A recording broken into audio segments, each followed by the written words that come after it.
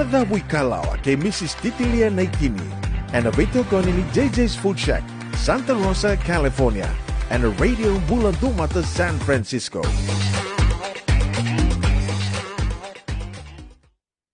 Ano radio Bulan Dumata, San Francisco, sa sibitong ko na 5 na tinika 2 na miniti, dawa ka vinvinakatiko kina JJ's Food Shack, wakatalang kinavi Mrs. Titilia Naitini. Nonan do wanga lalatik ko ito mai, menta may vito manitiko kina, may vital no takitiko na vikai so, kana buketiko na non dadawi kalaw. Wakamibitiko ni sengay tiko bubu talengguan do na embaki, liwasar na ulutanga kiron do may vital no tiko ni kina, and wakanuinitik nga ni na viva kong geti tiko, viva karara matakitiko, menda tosa tiko nga kiliw. Seva kadava Mrs. Naitini? Una, nimbula binaka una. Nimbula, unitaka ni ando na muni madhaw vinaka, ni wakadhingo vinaka na muni madhaw sengi watingango? Dona madhaw vinaka, leo talangan ongong anta baitip-tiket tukinay. Iya, sengi leo nangalalay, da nanu menta tok mga iwalis senga. Tiko tala na itubutu vai ni vi songkostong kan talewe na tu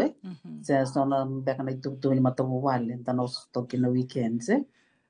Sono ngone sambundo ndre saranga sando kai me usa ko tumtanga ni reda ngu talevoni.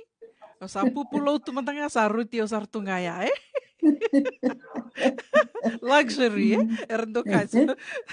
Dom beka na ngone sana roni vaya to sa kumtanga ni reda nando to talevoni se to rongota nando to talevoni me to dengu bandai. Ya, gete ko bungo na mbaki unuitaka ni teko bubinaka na mundo mbaki na matabu vale na Naitini. Sawa kadava teko manda to sa mea davango na katolo ni madhaw ni vulango. Matai teko ni vula. Iya una ta teko ngane mbaki teko talana na tu bakai. Mandara bakanta roa vital lo tiken na mada sa oti o rongo tal tiken na nomro vital no ta ke na tokeni divine na kampanye na divine ke kala tiko na kame da tubu kinai yo nangono binak ngame dan tubu ka kina en na tiko ni ambaki yo en da tubu ka binak na tiko ni ambaki una ya bakani marome da dan ambaki sana financially kenda na rali santa me saranga ikya at the end of the year me da tobule me da kumuna watai na itu kevin ni kain da talala tu mekin da rausi senga de te kuna lo menyam paki mango ken sakilai menda sada kauna de evaluation en te kunyam paki Dina todo quando vakarita ka o Mr. Peter Lee o kelani so talanga vi community sana kile Peter Lee do toranga do vakambisi ni sile utaka me viti do tu no kwa na stock taking wakala the stock taking na ngone daba kinambaki te ko nambaki eroni to kelana vanua me to te ko kina daba so tironi to na baka bena ka te kenda to kina ia to sakila tali tinga we kenda to na to ke to sa mai baka tiko tikongo e Amerika ni sa lebu tali tinga na to mata bu valer sangoli tiko mai rangoli tiko mai na green card lebu er sangoli tinga mai na nonra na ena ngole ka to kila baka lebu e ana ngoli tunga mai baka sarvanua ia sangai mai to sangai ado mai sangai mai visa ni to batu bai teru ni baka ritak tiko mai e ando talanga na tikina roni do vital no kina ni ku ai iyo terus me de to ke uno terus na reda toka sona ndende to sta na ngonis kenda me to kina entana suili baka sala tipo virer sangela ko buti mingo ena vi kamera na baba rote kirkina batala kina vi stoer si tipo mai vi tinda kala so sandong gir to mai e vada wana daka me kiri ya santana ya sara santana suili ni kina na baka sala vera na vi kamera mai mera baba rokina ngira la mai ko ya una ko ikutune tikla libro la tunga mai ra ikutulong gore libro la tunga mer la tunga menor la wangan de la me pangan de salam me ke sanga me bisawe iya nangono ko klien don me sa bisaw betiken sa kila amerika na puno tak vakai ne dindo sala tik me ngante sa tik no mutu wa na mai tiko me tak naka iya mo sana boro teki kutik mai matai na takataka there's no guarantee o kel ngami ko matak sa takataka babonga ke baka sa tu wana ratak me bernal mai Dena. Sata ka barotang manum planning, sata kun rotang may viso na nung connection sike, o yung nabela kain muli taka plan singa kaun er mit pinay. Iya, yang ono kau kaitin kina the importance of planning ang tutup ka. Kaya lang may ngande mo tanga sa nung mo na may taka tanga tul na bula. Masa ti ko may na nung may tutup Dena. Dena tudo quando na nunggu tokani kiro vital no sartinga nang bogi sa wala tiko mo koisa tu no koisa o sa nunggu sasanga tiko me ulakwani ya go kiro sa vida na baki o santo tu kono tiko wai como lako mai sasanga mo lako mai bala teninda kilatu na itu baki nimbula me viti sa takiveanga tu na isauni daka ko ya o santo wakonge tiko ela matanga mai me vida na bula geli stale ya go sange tu kono mo ko ya sange bakandi takango ni santo do nga me na lako manteani ya o tia sange ndona kanu go marra paleta nungu tokani go baka kiro sabe bole katitu elila sa kiro sang so tini be bole kat kina tadingu o nungu tokani go baka me kiro sabe tadini tu na ni rubi bole kati ko ya o sa dona kana nungu marro takani sa tu kono mai ni na sa sanga se sa gai pakaraungo ko me sana ke lakon dina mai kanga usangi tu kono bua mai na vi ka ke deu tu kono ki waru taka me ngo usangi tu no bua ker mo sanga mi ko torara mai no mo driver na no mo license ni driver ni mbera ni ngole mai na vida na bulango ndo ruba baro tiko kinango that's enough time me ko ni lako but then you kila sa around ni na kila to kana driver ye me takap seranga me rao na nona license ni mbera ni lako mai ando na ka kau bakan dina taka ni bebu ke baka lebu bakan bimbi ke baka itunga ni tubu menda lak main dami dak nga dalistale na bebu ke baka lebu ke baka ni sandre barau toka mai anduang nga naka may na vida toka na kakiro na vital no kina niko but that's really important karawa ni dakaba ni si tiko ramay viti iya iya unan ko rin to na endon back na requirement weekend sana tiko ko esteng ni tiko na america ya endon ka mena tiko rabi ko na kila merani ho keiko ena no mai taka bale telu na taka weekend ni na orang tiko mai o taka ba kaya wa e pe ya una no experience no la ko mai sa tuntik mo la mai erna taka ke ora kila yo sindon re mai biti matenga ni ka tiko ni ba sanga mai no malaysian bate sim do tv ki ana main rep tegi ko abu kiki ana kasat ko nyali bi ran no ko colleagues ro tiki ser lumai ka usanga ka ba ana ngono san no kilo meti ko yo bina ka uno sin do la mai le style no do la mai ya o do mai scout I do my scouting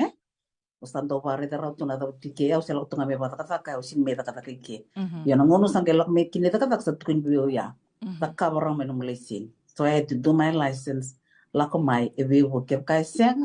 we kem nyana no matik mo ni me da ka ke ona ena banga restaurant no mo livin mo te nikin bat mo ko ni belo ke kiting bat California na no e we wa ki e bon mo le we au do bak sam tak tigo ni sember ni re bona no do bon do pasi yo la na public transport en do matanga na bin ko na ra ni pangana 10 minutes ren do na wa mo di tok mai we ki toy ke novato mo di sa re winsta maten go job ya una ida que aya we so bakro na pasi e sa que asar nga usaba buli dia lesta libiti le ka manong leseni mo ren lesu mai main driver so that's one muna na no mo driver mo klaro tak menan driver iya dapat talento na kaya daran no mandaran ni bakasal kin virna nonta Rabo ting merna mai taka mai taka endo na ka bimbital ngango na bank account iya na bank account baleta ni kila otia mona ni sana ni kona somi o somi mai na cash ka mata ke ka somi mai na labuganga itu tu yando na gonongo itu tu yando na pononi taka merna solia tu me bi kona labuganga ba ya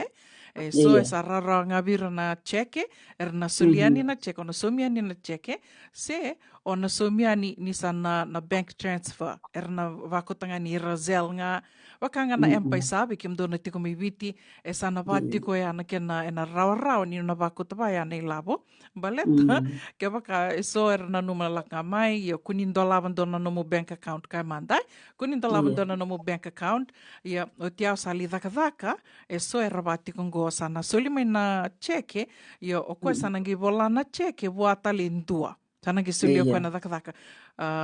Suli o koe na eadha i koe ka sa rovi wakandonu i taka, me soli vi mbosa ni daka. Me na vola mai o mbosa ni daka na cheke ki voa ka sa wakandonu i ani, yo o te ani kona lako na likuta na cheke matai ke wakai na li cash taka koe, e nandoni lawi kona so matali kinai. Dani lawe kuna somatalkina ka vida u rongoda ni mai wakadada vewe kani saranga ya. Balata ni koe ka kauta sa volei mai buana cheke me liwi so taka na cheke ngai mai solia nei lavo so na ngona e ratoro i rando nei lavo kela me so min baka ni nonra ni kena volei mai vira na cheke si so na nonra lako na li cash taka na cheke e tiko talenga nei lavo na so mi kia.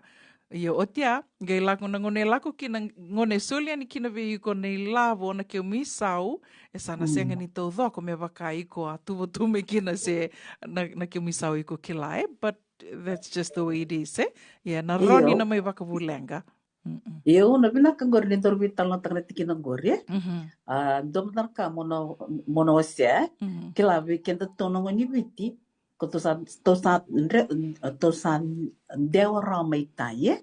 tosa la mai ke esta no mo tu tiko ve ko dona de to kan don kan ni ko la mai gon mai bangar ta ka yo ke la kona mentality ni spoon fed me ka kir me da ve ko kir vi kim ni na barlok te mai e sindoi ki ana mai ena bakalelinga ona sana kaseti but maybe I'll say it like that. But it's another. But let's talk. Kenda keve ke una kenda saliu mai. Kenda mai zaka te ken. It's not an easy life, eh? Markelati. We struggle to get to where we are. We manda una ko tu kone lako mai se sanga na motoka. Rono kumbasi. Bola kita kadaka. Osana living tu ngayani. But ini sanga na motoka. Osana gaile sumai vale na mo ni mazawa. Vai ai e songo na da vekere raide ni vira na kai vata tu vira no mutoso e sino na lelewa ngai sota leuna sana no musardanga vira veki storando sulia mera clara kere right rasulia seng nangani so mo non rabbenisini Dinda todo ko clara kaya me da buli tiko na ngoni vite saba kaya mata tu nga weekend na bulan ni bakrarabi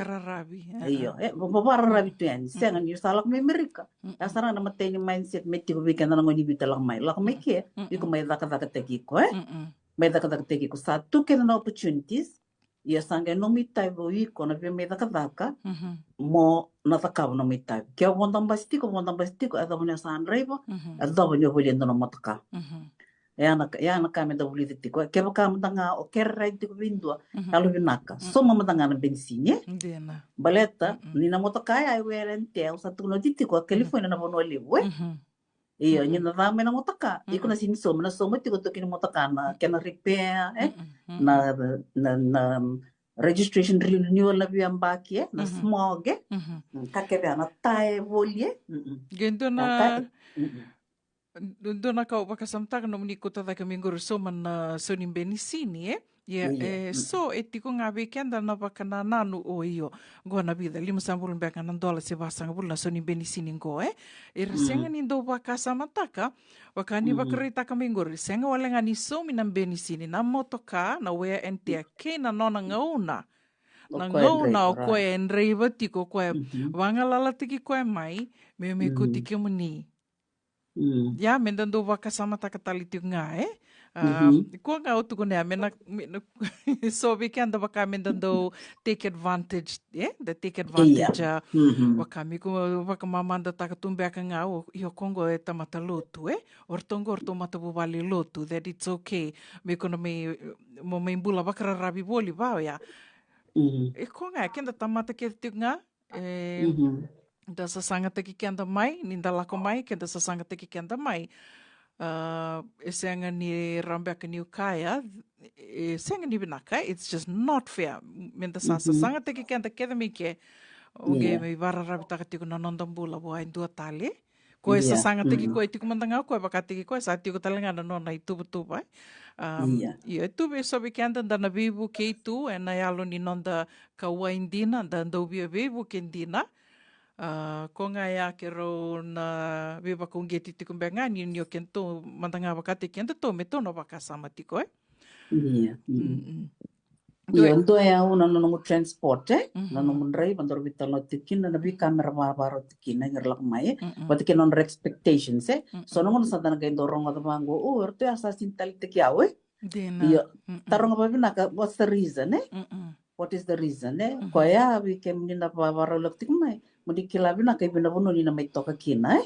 binabuno ni na may toka kina ni sa sangat tikim ni sar muni takafak o ya una nangono sa decide tikin mo may takafakike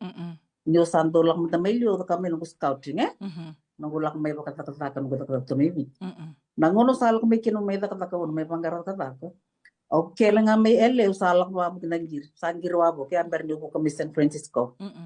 sangir wa bo kibir no ko bikil sa tukon may au sa tunggoy ele au sa alak may oy bertarungannya ta boleh style o kasyang au sa alak may kung may panggarat takafak any jobs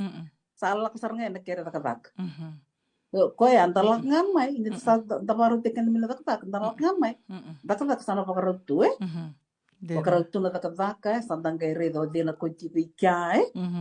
yan nakakitwa yan na redo toka but kena corona obey na ID na ID o class sabi so mbek na kana ngunong ko sa nararosar mbek bikin to tikngoy San Francisco California nando no mendo no ID bikin ni San River tiko mai o kla ba kaya la timbang na ngono narani ba ta chikin no lesen ni bitie kaya na bimbing na kin mastanga no ID o kla sa ba kararo tektal nga ngono na no mastanga no nando no driver's license ke California so you can get that no ID no driver's license kaya kaya tanga niya sa no driver's license you can get an ID may DMV na una ko karona ba tunta ni kinong na ID blata na bibu kino no lista nga min no bank account keno bi kataliso iya doran ID na raro kinay na no bank account ko ko tunting gorilo na klames ko na check so iko na biya wala bintua kala kaya na no dorbitan lo tingon dariva mo da ka mga like do it for a while until ko saran ni takabara no blata moran ni nga kay otherwise you become a burden to that other person ana kam da kilati sinro nya na bakara rabitik nga makatalaki na una beso ko sar dolak may totol nga no lak may sa tibo bako ila mo sa raibiti dina sa so bako ila mo balata ni randi na utang men roda wondo that's one so okay good keep sending money so miraya ni nang dinaw sago ta teki ko no muti ko ike o sando lo mo beso bako keda na ila wibiti sanga mesya to na kay tubira ya talando na ka menda kilatiko yo tiko ike o sabe miti ko so mina no mo transport ono so miti ko no tiko kina ona kano na vai sulu ngai bebe so tunin raki ona pernah kata na sulu bat suli kata-kata na ngono pango na ngono dilio kakita mem na paro tangana na nonda tiko na bono libungo Amerika se vai weekend to na California na ilava metori ko no mitike sangai tiko no milavo mono randi bako tiko dina pate so da inda gibi tal novango sa ko sarangaya viso minga sa ko ke saranga ni lavu viti sarangai mai tu merangai wara katalitu na next paycheck ko ya baka so nanguna usanga nindo understand takarawai it comes to planning it all goes down to planning merakilati ko may so el weekend though I think they give a wrong picture to birna matabu wala may vidye saran mo sanarin tabako ilabutu kan sa tipo binaki kaya ko da kata tipo siang ko da kata tipo re narani tabu timbangan na couch na palitikina non tiko na patambatan ala pamata kami pondong pas kaya kasi ni rebutiko ya ko ya ni bambi bilin sanga may taw yawo Yun sa kamito ya. Kaya mentana merna wasebi na katoko ira. O kaya na sa may tiwikia. Na ilavo me na ruti kikia. Wat kene ilavo me kawibiti. Ya mo iko talanga ndo tiwikia do talanga kao na bakandreta ka tiga non tabaka uliti kaya na mentama like savings tiko no expenditure no ilavo me na mona bulu kene bisini me tiwi talaba tik no savings. Den to no ngona. En sena dono ngona balabo na senga bakini dono mutakavaka. En sa rintori tiko na ilavo o sa marroi ko yeah with tips on the university when it comes to why you need a bank account what the na nomo vinda no ilavo mo plan taka what goes to Fiji what is here for expenses what the na nomo savings Dina toda koe. Vida na kakero sa may VOC takatiko ningo matai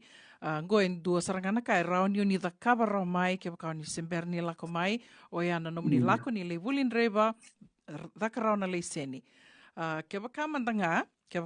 e senga ni rawa na le seni me bakani so le utale tok nga ninge sa sanga tiko mo ni lako mai vulin reba tu mandanga bate le wer sa baka moto kama ibiti le na weka ke rauni sanga mandanga mo kilara to kanan reba ya nga me kena ngona to tolon na nomni sa ya ramai daka ta ke mani sara na DMV ke baka endua ni sa ya mai ni sa via la na DMV ni sa ngani kila endua mena ko tiki mani na DMV se ni sa rongoda na radio bulan do bata na ni roi wasi ni ngonongo ni ava mai ninge sa ngani ninge tarongi rto ivali endo na kai roa vital no taka tiko Mrs. Nathan ke una na DMV me roni do mande kutiau me oli da kabarano ID sena text sena driver's license ke baka erto kami vale ni rto sa ngani kila ni vetartar mai na radio bulan do bata una buninda kua se titilia na tini tiko talenga na messenger kiro ra ni bebuke tu rao ni tuna na yalu ni bebuke ndina io vanga ya bebuke me mentadaka taki kanda na kena ngona totolo ndundu kuninda laka mai sa mai teko rana daka sanda mai wele saranga bale to klani lebe batiko er sango le talenga mai sa mai teko sarna daka Arthur sartunga na ibol ni wele sa rauna livin ako sartunga sangani I don't need to drive sa sartunga na bakasama o sangani driver na nungu bank account bale tortung gortu sa bakarara takatu dona ka o keremo ni na numatiko na daka ngo na caregiving senga ni ko kila na singa rani na tamusukina na bura ni laboya ni na rani na vangutunga rani na wotinga Roni mbongi ngani ko mataka sa tital na daka Iyo, no guarantee. Koe na vinaka me tona waka rota ki kenda tautu kena ni na rau ni na vai ana daka So driver's license na ID me rau ni na waka rota ki talinga na nomo ni ndolava na nomo ni bank account. Ia, ndo talinga na ka ni ke bakau ni sami tiko na vano ni tiko kina. Awa se tiko ningo tiko talinga na nongu waka sama Mrs. Naitini ni ndau lako talinga na vi tala noa me waka mera senga ni ndau vi waka ungeti me na tuku ni senga kuni daka vangori baleta kila na lindrenre na muli ustale mai se na rau ni na tombo ni ko mai daka o tia nangai ke bakai ko waka bank account kai manda. Iyo, endi nangori, yang ona na wuna, mbimbi kina na nomu ni tuba, moni kilati. Iyo. Yes. So if you're here, moni mai daka, these are, nakango ya wiko na ngandreva mo dakaba. But kesi yang aiku sana mai, ona mai wakao nga talitiko endua, Yeah, koya, you become a burden, to your friend, ko tik mai. O tia quando tu na, o tinga usana kaseti. Kaya kau ni geli kaseti, o sana rani na tu kuni sa rongo roatu kuna saranga mai ni na mayado na kango ni na mayado di na kango Una kau na, ona via takrota tal na kau tu kuna. Di ko game vivo no mai ko sa klan ni ko mai daka. Di ko okay, ola ko may pangande. O tia usana mai daka. Yo ndi ko sana mai daka mo kilatiko. Na nomo ID mena daka, se na nomo bank account mena daka. Ko kena mena daka mbale tu mena vakararota ka. Na nomo vito sa kike vakararota ka na nomo daka. Pe bakai ko tukuniti ko mengai mera somi mai. na sinra ni stoli tumi kana cash but sarui sau levo sarui levo na ilavo na pinaka ngone kin me sati kono bank account me na musu kin na lakngai kin bola ngabi kana check yo ko eba kai ko tukuna ya ngone ni sto era gendoli re na sente sa mustu yo kila weekend na kai bitendra ka usto kango sambu to kitiawe Ina todoko. yo ni moni barbarong ke mani ke ni barong tik mai ke na we service ke de tu american go you have to pay o da kabo no mutex ID so le da kabo no mutal go ona so mai don tamat me da kabi ko it's not free Do tukuna dona turanga ni Vietnam there's no free lunch. No free lunch. Yeah. Ke pakai musu ketiko ko politik bi kono check me geta kam tiku bi kono no bi mai tu no musente ke pakai musu ko bi non dol vingo tik bolati na sanga ni beta kam no bank account he's actually doing a service for you and you pay for that service na kwa nga kena karu do tale una na vale na housing non tamay baka vale taki le weekend ta sarlak me o sana tungay bali ta kataka sana tungay bali ta kataka ye binaka ke baka tiko no bali ta kataka erto sile to bi kono no kyan ngono melaka ni ken murliba o sangala no tunga e binaka yo elevo weekend ta kla after while iko na kila na ta kataka ko na live ni estanga ni binaka no mumbula ba kayango ya health wise mo ta ka ba kalai o te amasarota balate sinran don tamat metiko ba ka 24 hours 7 days a week you need a break o ti mai sana rani affecta na no mumbula it's been proven there's a kapchina kana bandi dikango watalaki na ko tal don tambane abe kana tiko na caregiving na ta ka na Alzheimer's and dementia kotal nga menanggaron niti kubikin na nito kin but in do na katumin da living to ay tala menanggaron but sa katumin na research you know it will affect you you need time out na do ti ko nang ngalala me ke pakai sar ni lebi dan do bata no ni apartment ti ko batakina ibu kana kana susto you need a space malak may vengo saram tanga mo and you call it your home au bakarida pakasarap tang may soy ke au sinke lambe kain don tani be kanon taw ni rai we au na nung nyula ka may ke nung gure bango justa may tik ndor ko no levo ken ko sawe binaka au na binaka to mo so mo tik ndor ko no tik kina we it can be my rest place your own space. I have my space sa sinra nyo nang bitaw tunga no nung bali ta ka pati kina nung bali mo tikina kenda sa kila kede au sin kila bi ko na bi o matanga lib nung do living to nangono mulak me kini bali mo de lutsara ba ka kinda talame ai am I at work or at home sa vai non ta to ni mode bata non ta mo sa ta tu o ta ka chuko living on so ko kangone kin you need space out of your workplace but may vengo na kakina mo de na kina Dina todoko ni tiko ibono ni taka Italia mandanga ke bakai ko dengo eso era tu kon sengo companion sartunga o sindo na kauda kabatu nimbongi sa mode saranga bakandua au nange yan sartunga na mataka e deso mbeka ni rabaya yo mandanga usaba kandinan dinataka Tiko ibono ni daka na nomu gabo koboka is always on work mode ona sanga ni rau ni mode luto saranga balata na nomu baka sama ni tinga kin ina dona ngone na kadibi ko mo buini ngone dona ngone na ya dona lenga tiko ya ena tiko talanga nomu baka sama ni ko ndina iko mode tiko yertu somi ko tiko Momode tiko ya. Nano momode tiko ya o somi tiko. So of course, work mode na vakasama ko ya binaka kina me o vanga lala tiki ko saranga mai bono ni daka me rani ko lako tani saranga mode binaka bakadengu binaka ko ya na bono kiro tuko ni tiko ni kinango na binaka ke bakando leo vida ndo somi ndo na vale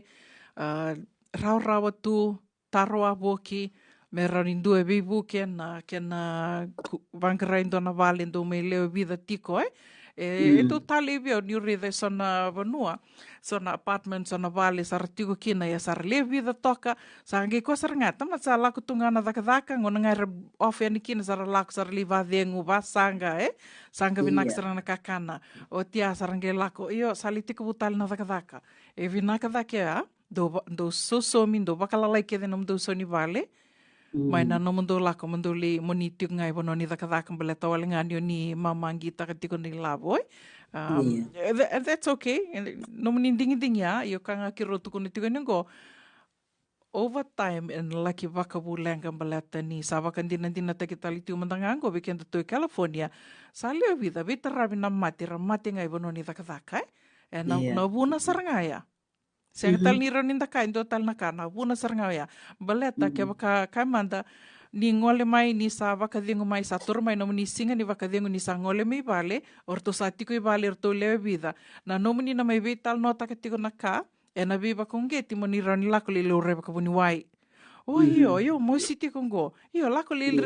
lo rai le kongo na bantali bo ningirita na vai no do vital no roni na rau ki na no do to la ko meto le lo rai wakabuni wai mai na no mutiko ngai bono ni daka maroro e tiko nei lavo na tumbeka na sona vakasama Mrs. Neitini ni senga usato nga bango bono ni daka mbata na libu ngani nongu lako na lelebu na talanoa na lelebu na kango I should just stay on my own but minaka na nongu mbulai yo waka dina takia ni irana mai mati tiko ngoi bono ni daka that's one of the main causes Yes, they isolate themselves. No man is